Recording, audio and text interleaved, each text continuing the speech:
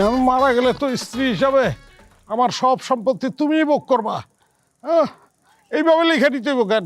বুড়া বয়সে জমি পাই আমি কি করবো? হ্যাঁ, কোনো লাভ আছে? আমার এখন লাগবো। তুমি জমি নিবা এটা আমার ভালো করে করলেই তো হয়, তাইলে তো আমি লিখে দিতে পারি। এইভাবে জোর জবরদস্তি করা এটা কি ঠিক হইতাছে? তুই যে কিপটার কিপটা, ভালো মতো করে তুই আমার কিচ্ছু দিবি? জীবনও তো দিবি না। আর তোর মা যতদিন বাইসা আছে এই বাড়ির একটা পাতাও আমার ধরতে দিব? হ্যাঁ, আর এই বাড়িতে তো আমি ফকিরের মতো থাকতে আসি নাই। তুই সই করবি নাকি কোপানি শুরু করবো আমি?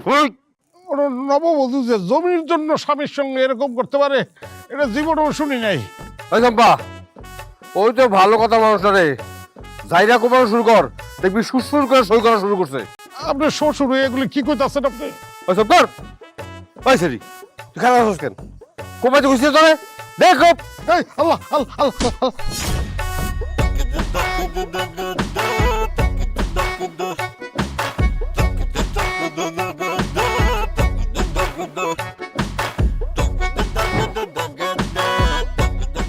কিরে বাপ, এত বেলা করে কেউ ঘুমায়?